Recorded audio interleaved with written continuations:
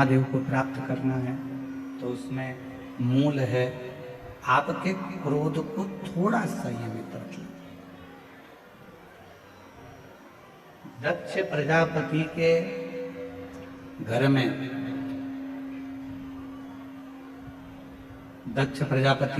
में मां सती का जन्म हुआ। दक्ष प्रजापति के घर में मां सती का प्रागट्य हुआ।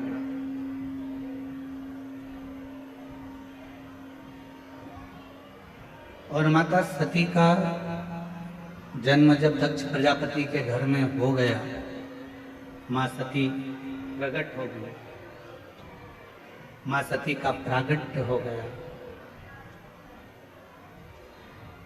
और मां सती जब दक्ष प्रजापति के घर में जन्म ले लेती हैं, प्रकट हो जाती हैं, जन्म धारण कर लेती हैं, प्रागट्य उनका हो जाता है, भगवान देवादिदेव महादेव की वो अर्धांगिनी भी बन जाते हैं। पर अर्धांगिनी बनने के साथ में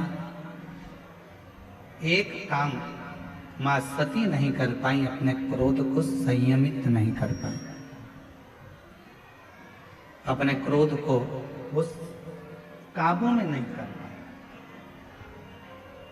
मेरी जीजियों, मेरे जीजाओं, मेरी बेटियों, बेटाओं, मेरी माताओं, मेरे बुजुर्ग माता पिता, एक बात का स्मरण अपने भीतर रखिएगा, अपने अंदर इस बात को उतार कर रखिए कि परमात्मा को पाने के लिए सबसे ज्यादा जरूरी है अपने क्रोध का थोड़ा सा त्याग। अपने क्रोध को थोड़ा सा छोड़ देना, अपने क्रोध को थोड़ा सा त्याग कर देना। शंभो शंभो शंभो शंभो शंभो शंभो शंभो शंभो। अपने क्रोध को थोड़ा सा दूर कर देना। अब अपन सोचें कि क्रोध दूर कैसे होगा, क्रोध को हम दूर कैसे रख सकते? क्रोध समाप्त नहीं होगा। आप सोचो कि क्रोध समाप्त हो जाए तो क्रोध समाप्त नहीं होगा।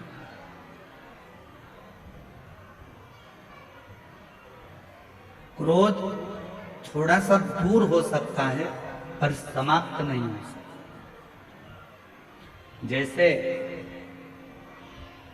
चूल्हे के अंदर थोड़ी सी चिंगारी रहती है, वो कब आग बन जाती है मालूम नहीं पड़ पाता। चूल्हे के अंदर थोड़ी सी चिंगारी रहती है, वो कब अग्नि का रूप रख लेती है, कब बड़े अग्नि का स्वरूप धारण कर लेती है, पता नहीं चलता। उसी तरह जब हमारे भीतर थोड़ा सा क्रोध होता है, थोड़ा सा गुस्सा होता है, क्रोध होता है, तो वो एक न एक दिन प्रगट में बहुत बड़ी अग्नि का रूप रख लेता है और बहुत अग्नि का रूप रखकर समाप्त कर देता है, वो सब कुछ समाप्त कर देता है।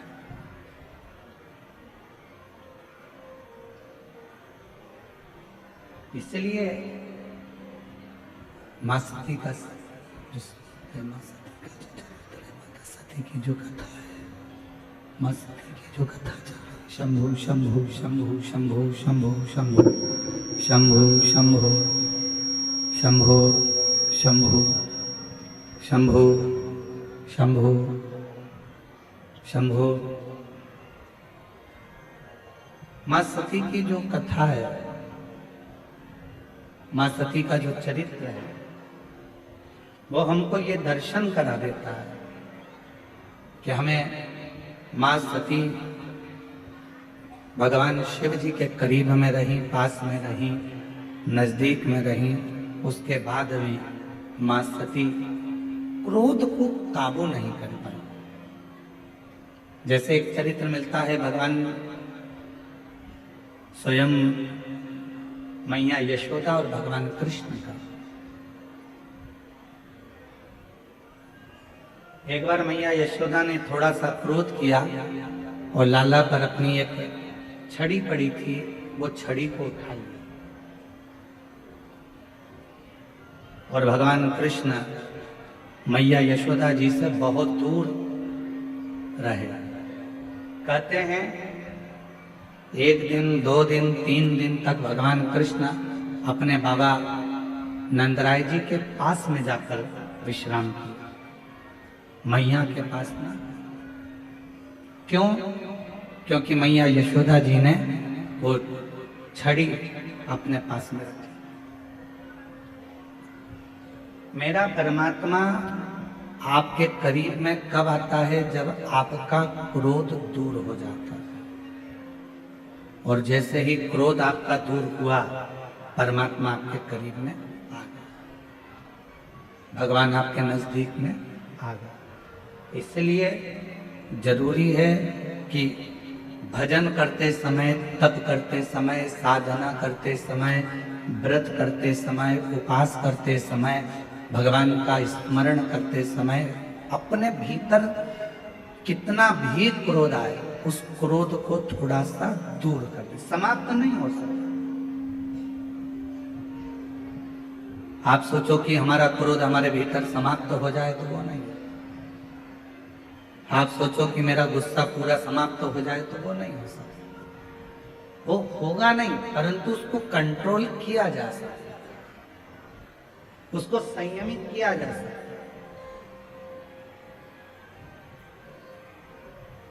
और भोला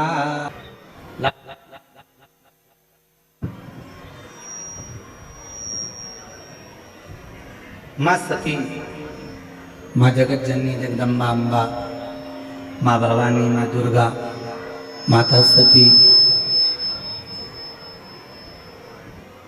जब मंगल विवाह माता सती का हुआ और सती जी का विवाह होने के बाद भगवान शिव माँ सती को नंदी पर बिठाकर कुंभज बाबा के आश्रम में कथा श्रवण कराने के लिए लेकर जा। थोड़ा ध्यान दीजिएगा कथा पर।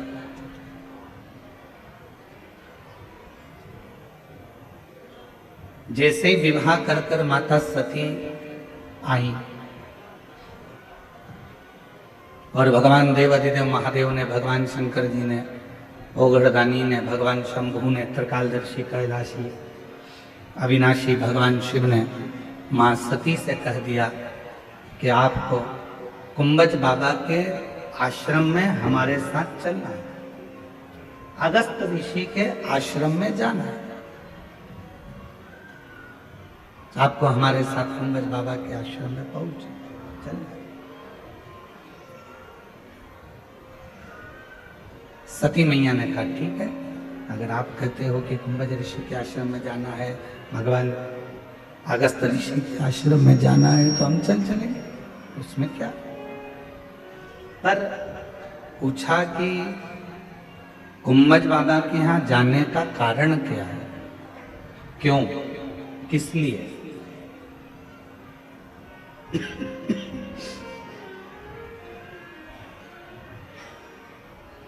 हम क्यों कुंभज बाबा के यहाँ जाए?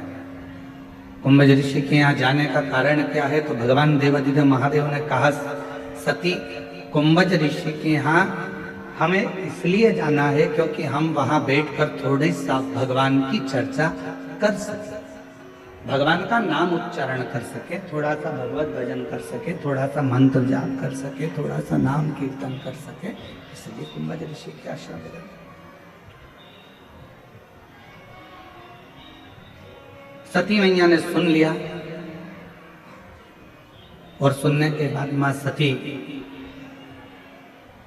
दिन भर विचार करती रही कि कुंभज बाबा के आश्रम में सत्संग करने जाना है या कथा सुनने के लिए जाना है या भगवत नाम की चर्चा करने के लिए जाना है, तो आखिर ऐसा क्या कि मैं शादी कर आई, विवाह कर आई और मेरी शादी हुई और मुझे कुंभज ऋषि के आश्रम में लेकर बाबा जा रहे हैं, वो भी कथा सुनाने के लिए। आपके यहाँ पर ऐसी रीति है कि नहीं हमको नहीं मालूम, छत्तीसगढ़ का, और हमारे मध्य प्रदेश में एक नियम है, और मध्य प्रदेश में भी हमारे मालवा में एक नियम है कि जब घर में बहू आती है तो बहू आने के बाद में घर में सत्यनारायण भगवान की कथा होती है। जितेंद्र जी, आपके इधर भी ऐसा होता होगा, चलता है इधर भी ऐसा? साधुता है फिर तो आनंद है, शिव कृपा।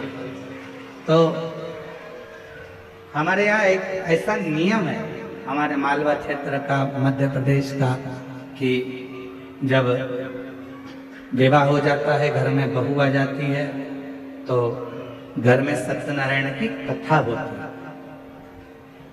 अब किसी ने पूछा कि गुरुजी, ये सत्यनारायण भगवान की कथा का क्रम कहाँ से चालू हुआ? तो हम उनको कहते हैं कि भगवान शंकर जी विवाह कर आए थे माता सती के साथ, और वो भी कथा सुनने के लिए गए थे, इसलिए उस दिन से नियम चालू हुआ कि जब घर में मंगल कोई कार्य होता है तो भगवान की कथा जरूर हो, भगवान की कथा जरूर।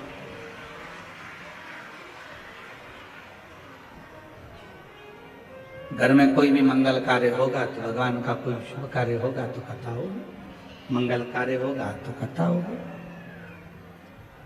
तो शुभ कार्य जब भी हमारे यहाँ होता है तो हमारे यहाँ भगवान की कथा से शुरुआत होती है, भगवान के मंत्र जाप से हमारे यहाँ की शुरुआत होती है। तो हम भी आपको यही कर रहे हैं, प्रतिदिन आपके जीवन की रोज की अगर शुरुआत आपको करना है तो एक लोटा जल भगवान शंकर के मंदिर में चढ़ा कर जाओ और अपनी जिंदगी की रोज की शुरुआत करो, तो आपकी जिंदगी उन्नति की ओर बढ़ती चलेगी।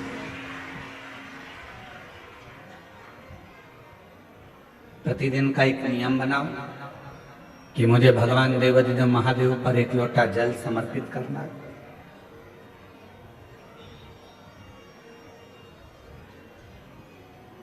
वो भी नहीं कर सकते तो प्रतिदिन एक नियम बनाओ कि हम हमारे घर में बैठकर श्री शिवाय नमस्तुभ्यं, श्री शिवाय नमस्तुभ्यं, श्री शिवाय नमस्तुभ्यं, श्री शिवाय नमस्तुभ्यं। अगर बन सके तो एक नियम कोई सा भी धारण कर लो कि हम शिव के मंदिर जाएंगे, जल चढ़ाएंगे, श्री शिवाय नमस्तुभ्यम का जप करेंगे, भगवत नाम का कीर्तन करेंगे, मंत्र जाप करेंगे, या भगवान के मंदिर में जब समय मिल जाएगा तो हम झाड़ू लगा लेंगे, थोड़ी सी पोछा लगा लेंगे, थोड़ी सफाई कर लेंगे। ऐसा नियम अपने जीवन में बनाओ। ऐसा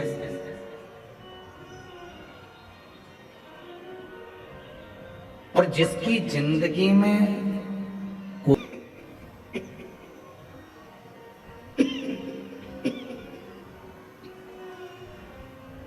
भगवान में उसका हाथ पकड़कर उसको बल प्रदान करते हैं और उसको साथ लेकर चलते हैं।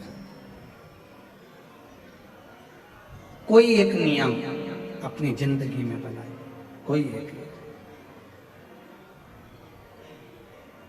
माता पिता को चाहे प्रणाम करने का नियम हो, गौ माता को चाहे एक रोटी देने का नियम हो, चाहे तुलसी जी की परिक्रमा का नियम हो, चाहे बेलपत्र के पूजन का नियम हो, चाहे शिव जी के मंदिर में झाड़ू पोछे का नियम हो, चाहे भगवान शंकर के मंत्र जाप का नियम हो, चाहे एक लोटा जल का नियम हो, कोई भी एक नियम हम जब बनाएंगे तो उसको पूर्ण हमारा देवाधिदेव महादेव करेगा, भगवान शंकर करेगा।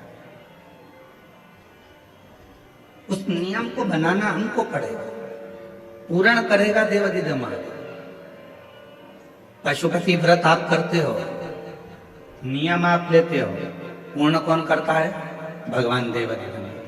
16 सोमवार का व्रत आप करते हो, 16 सोमवार के व्रत का नियम आप लेते हो, पूर्ण कौन करता है? देवाधिदेव महादेव।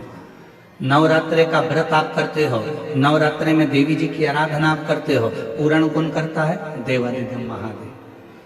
शिव महापुराण के उमा संहिता में वर्णन आता है कि जितने व्रत, जितनी साधना, जितने नियम पृथ्वी पर रहने वाला मनुष्य जब करता है तो उन व्रतों को पूर्ण करने का बल स्वयं देव अधिदेव महादेव देते हैं और उस व्रत को पूर्ण करवा देते हैं।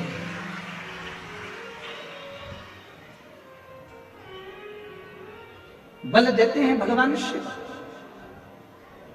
शक्ति देते हैं भगवान शिव।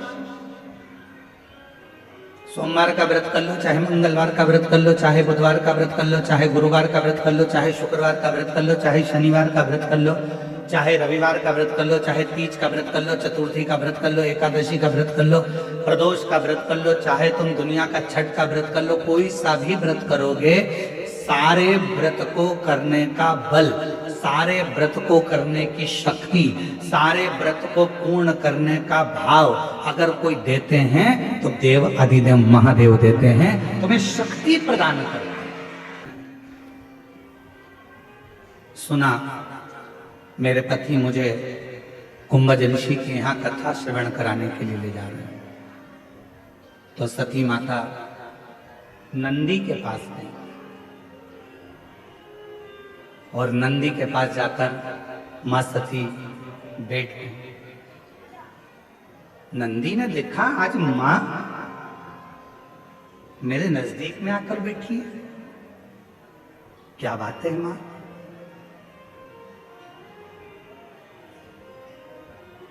आज मां सती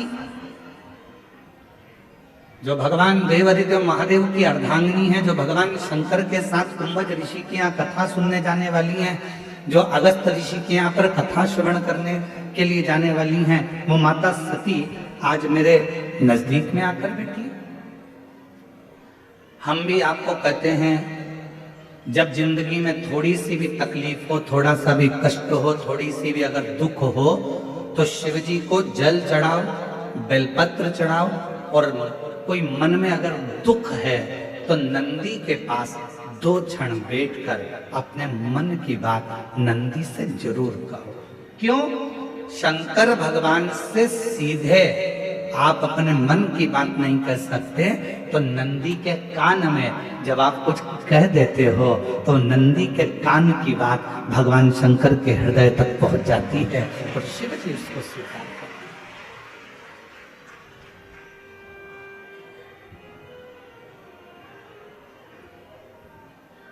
भगवान देव अधिदेव महादेव उसको स्वीकार करते, भगवान शंकर उसको स्वीकार करते। किसी के यहाँ पर जब बच्चे नहीं होते, 10 साल हो गए, 15 साल हो गए, 20 साल हो गए, 25 साल हो गए, 30 साल हो गए, 35 साल हो गए, शादी को 40 साल हो गए, और यदि तुम्हारा भरोसा होता, यदि तुम्हारा विश्वास होता, कई लोग कहते हैं गुरुजी शिव जी के मंदिर में शंकर जी के शिवलिंग के सामने जो नंदी रहता है वो तो पत्थर का, वो पाषाण का। क्या पत्थर का नंदी भी हमारे मन की बात को सुनता है? क्या पत्थर का नंदी भी हमारे विचारों को श्रवण करता है? क्या पत्थर का नंदी भी हमारे भाव को सुनेगा? क्यों नहीं सुनेगा?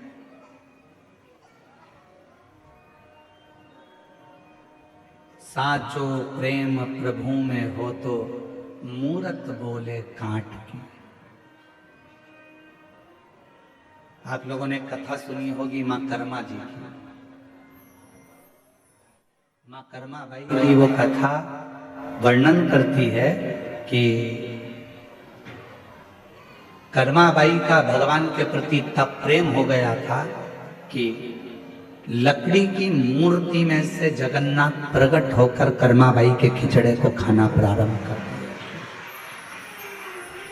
कर्माबाई के खिचड़े को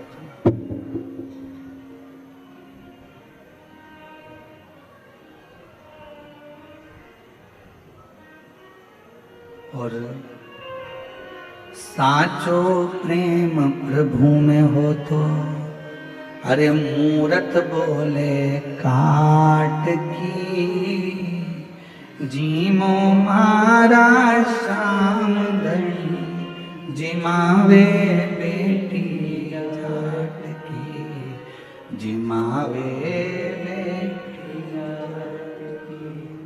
थाली भर कर लाई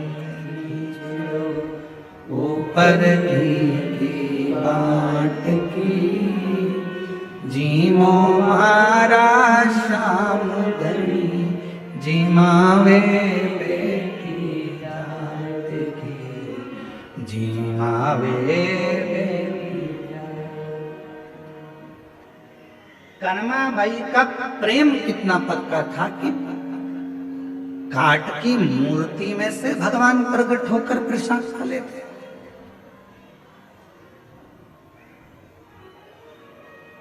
कर्माबाई का प्रेम कितना प्रबल हो गया था कि पत्थर की मूर्ति में भी भगवान सामने खड़े होकर भोग लगा लेते।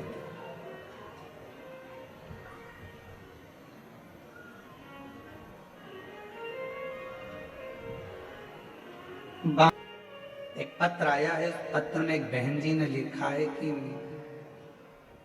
मैं आपको बिल्कुल नहीं मानती थी।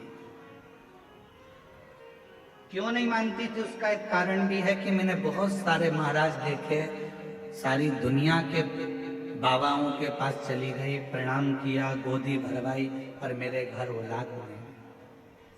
1 साल 2 साल 3 साल 4 साल 5 साल 6 साल 7 साल 8 साल 9 साल 10 साल 11 साल 12 साल 13 साल 14 साल 15 साल 16 साल 17 साल 18 साल निकाल दिए, पर मेरे घर में औलाद नहीं। 18 साल निकाले। अब गुरुजी किसी बहन जी ने कहा कि आपकी कथा आती है, तो मैं तो आपको भी ऐसे ही समझती थी कि महाराज लोग अपनी अपनी कहीं ना कहीं किसी ना किसी क्रम में लगे रहते हैं, कोई उनकी बात पक्की हो सकती है। पत्र आया, उस पत्र में लिखेश्वरी महावीर पतिश्री पेखन महावीर, जिला कोंडागांव, सरगीपाल के निवासी। कहीं बैठी हो तो हाथ हिला सकती हैं। सरगीपाल। मेरा नाम खिलेश्वरी महावीर, पति श्री पेखन महावीर, जिला कोंडागांव, सरगीपाल की निवासी हूँ। कहीं बैठी हो तो हाथ हिला सकते हैं। आप ही हैं? ठीक है, आ जाइए। बच्चे को भी लिया। गुरुदेव, ऐसा कोई डॉक्टर नहीं छोड़ा, ऐसा कोई स्थान नहीं छोड़ा जहां हमने दिखाया ना हो। हिम्मत हार चुके थे। एक बहन जी ने आपके बारे में बताया, आप पर भरोसा नहीं था। क्या सफेद आंकड़े की जड़ बांध लेने से क्या बच्चा हो सकता? नंदी के पास खड़े होकर बोलने से क्या बच्चा हो सकता? फिर भी मेरे पति बोले कि एक बार वो सियोर वाला बाबा कहता है तो उस पर भरोसा कर कर बांधने में क्या जाता है। हमने सफेद आंकड़े की जड़ को बांधा और पशुपतिनाथ का व्रत किया, पंडाल में बैठकर कथा श्रवण करी, वहां की मिट्टी को पेट पर लगाया और बाबा की कृपा से मेरा गर्भ ठहरा। और 18 साल के बाद 1 मई 2025 को मेरे घर में संतान की प्राप्ति। 18 साल के बाद, 18 वर्ष के बाद मेरे घर में औलाद हुई।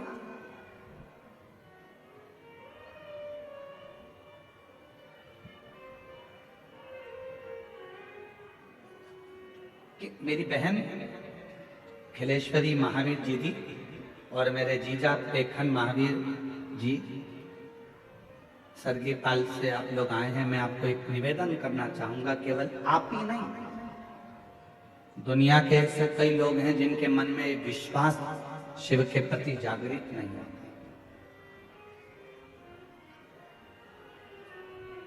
क्या ऐसा हो सकता है? क्या मुझे ये प्राप्ति हो सकती है? क्या पत्थर का नांदिया, पत्थर का नंदी हमारे दिल की बात सुनकर क्या महादेव को कह सकता है? क्यों नहीं? मानो तो मैं गंगा मां हूं और ना मानो तो बहता। आप मानो तो गंगा जी हो, ना मानो तो बहता हुआ पानी है। आपने विश्वास कर लिया भगवान शंकर के मंदिर में अगर एक लोटा जल चढ़ाने जा रहे हो, शिव जी को रिझाने के लिए जा रहे हो, शंकर भगवान को मनाने के लिए जा रहे हो, तो ये विश्वास रखकर जाना कि शिव मेरी बात को सुनेंगे।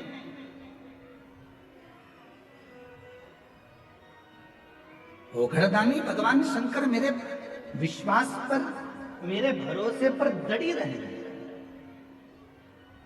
और मेरा बाबा मेरी 18 वर्ष के बाद बाबा देवाधिदेव महादेव ने संतान का सुख दिया। 18 वर्ष।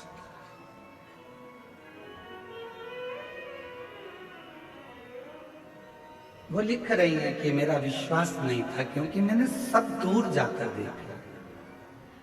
ऐसा कोई नहीं है जिसके दरवाजे पर मैं गई नहीं, सब दूर।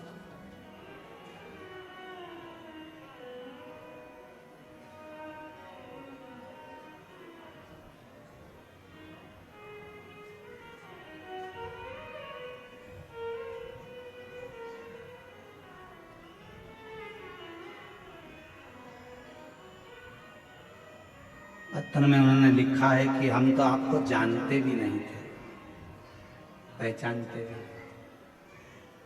बस किसी के कहने पर, किसी के मुख से श्रवण कर लिया, किसी के।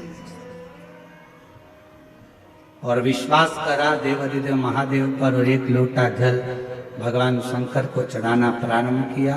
सफेद आंकड़े की जड़ का प्रयोग करना प्रारंभ किया और शिव जी की कृपा से मेरा गर्भ ठेरा। 18 साल के बाद मुझे बाबा ने मां बनाया, संतान की प्राप्ति हुई। ये 18 वर्ष।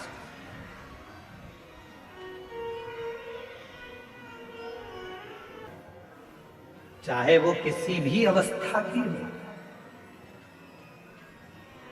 चाहे उस बेलपत्र का ये पत्ता आधा टूट गया हो, चाहे वो बेलपत्र का एक पत्ता भी पूरा टूट गया हो, चाहे वो बेलपत्र 2 पत्र की हो गई हो, चाहे वो बेलपत्र को कीड़ा खा गया हो, चाहे वो बेलपत्र खंडित हो गई हो, चाहे वो बेलपत्र किसी भी तरह की हो गई हो, चाहे वो बेलपत्र शंकर जी पे चढ़ी क्यों ना हो, चाहे वो बेलपत्र एक किताब में रखकर सूख गई हो, चाहे वो बेलपत्र के टुकड़े टुकड़े हो गए हो, चूरा चूरा हो गया हो, तो भी वो बेलपत्र मेरे शंकर भगवान स्वीकार कर लेते हैं।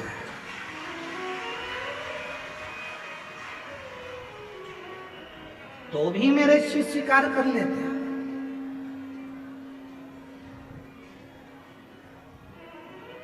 कभी अगर मौका लगेगा तो हम अपनी जिस गाड़ी से हम लोग आते जाते रहते हैं, उस गाड़ी में हम लोग एक किताब रखते हैं शिव जी की। वो एक किताब रखते हैं, उस किताब में बेलपत्र को, ऐसे बेलपत्र को हम लोग रख लेते हैं।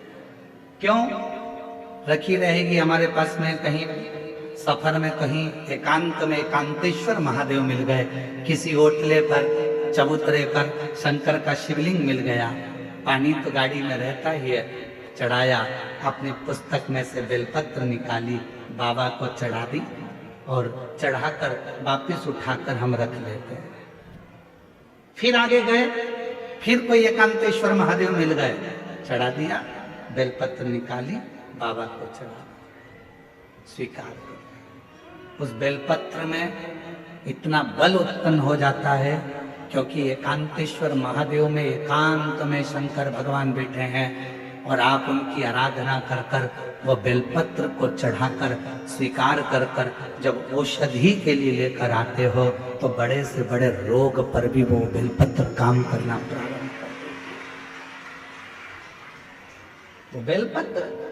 अब कई माताएं यहाँ पर आती हैं, कई माताएं हमारे पास में यहाँ पर आती हैं, जिनका नाम हम पुकारते हैं वो आती हैं, हम बेलपत्र देते हैं तो किसी किसी की बेलपत्र टूटी हुई रहती है, खंडित रहती है, तो माता कहती है तो खंडित है गुरुजी, दूसरी दे दो।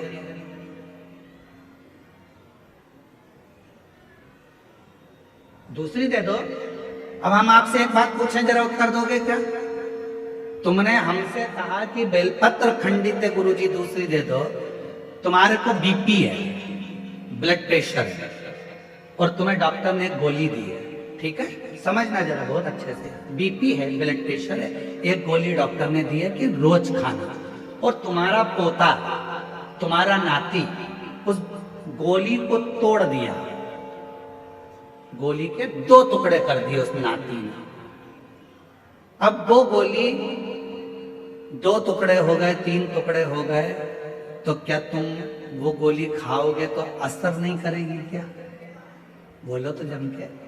करेगा ना, गोली तो असर करेगी, भले उसके 3 टुकड़े हो गए, 4 टुकड़े हो गए, 5 टुकड़े हो गए। जैसे बीपी की गोली के 10 टुकड़े भी हो जाएं तो भी अगर ब्लड प्रेशर गड़बड़ हो रहा है तो तुरंत मुंह में गोली रखी जाती है, ब्लड प्रेशर कंट्रोल में आ जाता है। शुगर कितनी भी हाई और ऊंची या नीची जा रही हो, शुगर की टेबलेट के कितने भी टुकड़े कर दो, वो शुगर की टेबलेट खाई शुगर लेवल में आ जाती है। उसी तरह बेलपत्र चाहे कितने भी टुकड़े हो जाएं, पर बेलपत्र तो बेलपत्र अपना काम कर ही जाता है। वो बेलपत्र अपना काम करेगी। इसमें गुरुजी एक खंडित हो गई, गुरुजी तुमने तो मेरे को 2 पत्ती दी, गुरुजी इसमें से आधी पत्ती तो टूटी हुई थी, गुरुजी ऐसा। अरे बेलपत्र वो भी शिव महापुराण की, सारी दुनिया चाहती है कि ये बेलपत्र हमको मिल जाए, पर भगवान की कृपा से यदि भाग्य से तुम्हारे हाथ में आ गई है तो उससे जोरदार किस्मत वाले तुम हो नहीं सकते। फिर वो आधी मिले, 1 मिले, जितनी मिले उसको स्वीकार कर, वो अपना असर दिखाएगी। ऐसा नहीं कि वो अपना असर नहीं दिखाएगी, वो अपना असर। कई लोग कह देते हैं नंदी तो पत्थर का है गुरुदेव।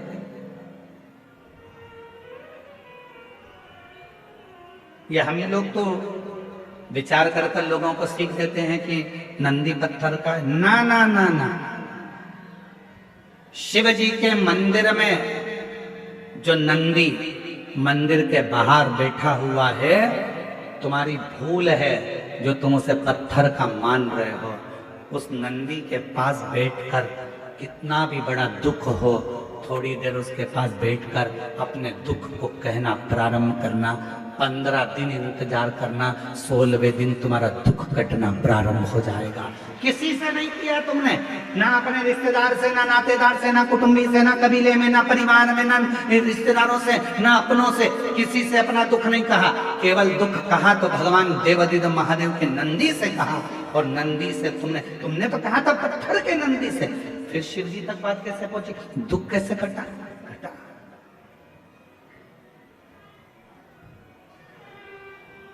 एक पत्र है,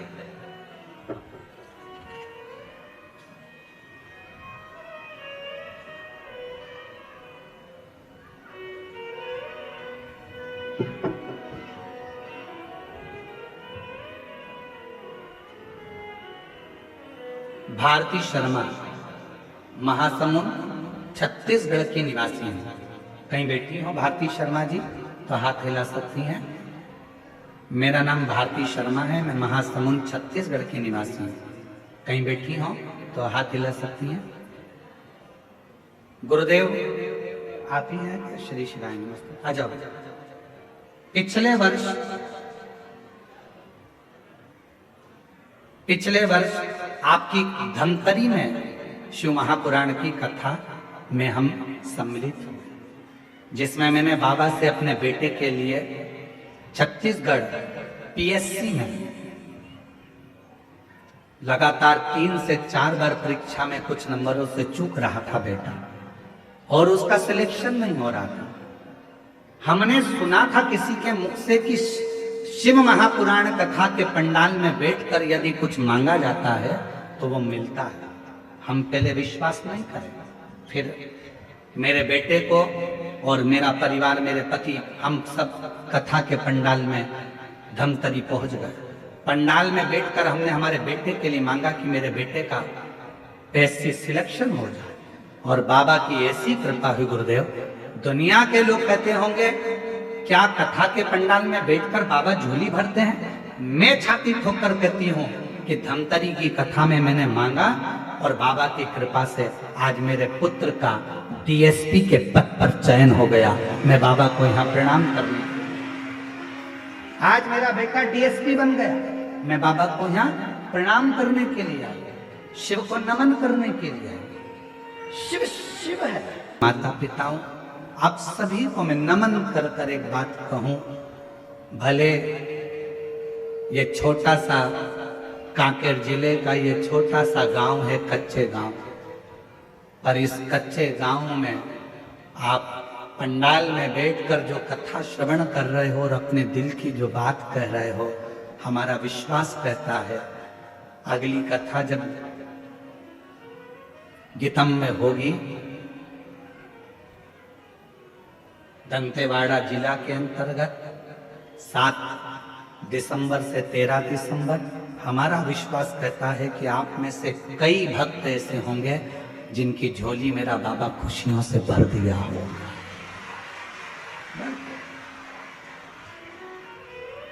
विश्वास की प्रबलता। यहाँ सियोर वाला महाराज कुछ नहीं करता, तुम ये मत सोचना कि सियोर वाला महाराज कोई चमत्कार कर देता है, सियोर वाला महाराज कुछ कर देता है, सियोर वाले महाराज को कुछ आता होगा। नहीं नहीं, हमारे को कुछ नहीं आता।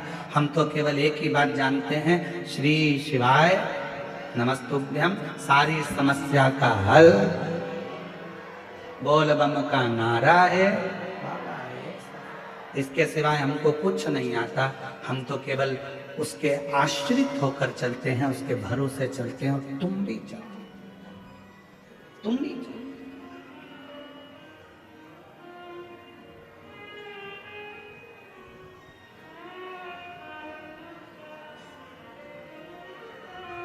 कितना विश्वास आप शिव जी पे करें।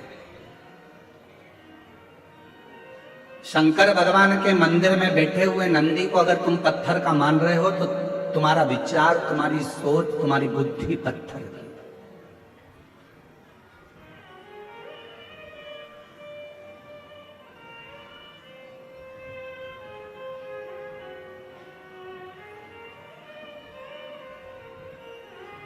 – 2025 का ये नवंबर का महीना चल रहा है और दिसंबर का महीना आएगा।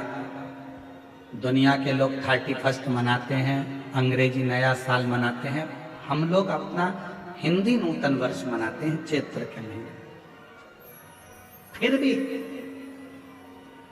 कैलेंडर बदलता है, इसलिए आप लोग, कई लोग नया वर्ष 2025 विराम होगा, 26 आएगा। बहुत लोग कुबेरेश्वर धाम से अपने नए वर्ष की शुरुआत करते हैं। 31 को लोग दिसंबर में सीहोर पहुंचते हैं, कुबेरेश्वर बाबा की रात को जल चढ़ाते हैं और 1 जनवरी को देवाधिदेव महादेव की आराधना और साधना करते हैं और अपने नए साल की शुरुआत करते हैं।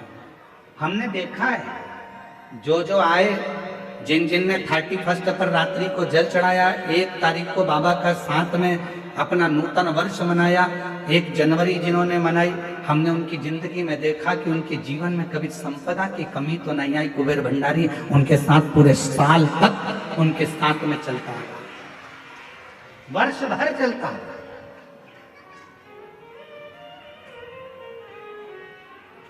शिव आराधना में लोग डूबे। क्या नहीं देगा मेरा शंकर भगवान, क्या नहीं प्रदान करेगा मेरा शिव। बस आपके ऊपर निर्भर करता है आप शिव को मानते कैसे। हम अगर ये सिखाएंगे बच्चों को कि ये तो पत्थर का नंदी है, तो बच्चों की बुद्धि में पत्थर का नंदी रहेगा। हमको एक बात याद आती है, एक स्कूल में टीचर ने बच्चों को सिखा दिया, कुछ भी चीज पड़ी हुई मिले स्कूल के अंदर तो उसको स्टॉक रूम में लाकर रखना। जहां पर स्टाफ रहता है उस रूम में ले जाके रखना। स्कूल में अगर कोई भी चीज मिली है तो उसको स्टाफ रूम में लाकर रखना। टीचरों ने अपने अपने बच्चों को सिखा दिया, पूरे बच्चे ने यही करना प्रारंभ कर दिया। अब जो सिखाया है वो आप भुगतो। कोई भी चीज गिरी हुई मिले उसको लेके आना, स्टाफ रूम में रखना, जहां टीचर बैठते हैं उसे रूम में ले जाकर स्टाफ रूम में सामान रखना। बच्चे रख देते थे। अब एक लड़का खेल रहा था और खेलते खेलते उसको बम मिल गया। उसने बम ले जाकर स्टाफ रूम में रख दिया। वो तो अच्छा था कि ठंड का समय था तो स्टाफ रूम में कोई भी नहीं बैठा था, सब धूप में बैठे थे बाहर। और 15 मिनट के बाद बम फूट गया। सारे टीचर घबराए, स्टाफ रूम में बम किसने रख दिया? सारे बच्चों को बुलाया। स्टाफ रूम में कौन कौन क्या क्या रख के आया था? उसमें से एक बच्चा बोला, आप ही ने कहा था हथगोले ऐसे होते हैं, बंदूक ऐसी होती है, ये बारूद ऐसा होता है, इससे बचकर रहना। अगर कोई बेकार चीज पड़ी हुई है उसको हाथ नहीं लगाना। बड़ों को जाकर बताना कि कोई चीज पड़ी है तो उस समय पर वो चीज सुलझ जाती। और बच्चों को कह दिया कि जो मिले स्टाफ रूम में लाकर रखते जाओ, जो प्राप्त हो जाए स्टाफ रूम में लाकर रखते जाओ। तो बच्चों ने लाकर रख दिया। अपने बच्चों को सिखाना पड़ेगा, अपन को सीखना पड़ेगा कि अपनी जिंदगी में बेकार चीज अपने हृदय में ना आए। क्रोध दूर पटको, अहंकार दूर पटको, लोभ दूर पटको, वासना दूर पटको, ये हमारे पास में नहीं चाहिए। अगर ये मन रूपी स्टाफ रूम में तुम ये सब कुछ लाकर रखोगे तो मेरा शंकर तुम्हें प्राप्त नहीं हो सकता, मेरा शिव प्राप्त नहीं हो सकता।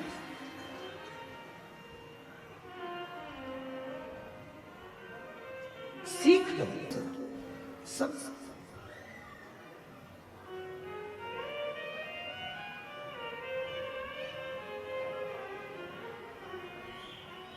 सती मैया नंदी के पास बैठ गई और मां सती नंदी के पास बैठकर नंदी से पूछी, क्यों रे नंदी, एक बात बताएगा तू मुझको? नंदी ने कहा, मां आज्ञा करिए, क्या बात है? नंदी ये बता, देवादिदेव महादेव के साथ में तू कभी कथा सुनने गया है क्या?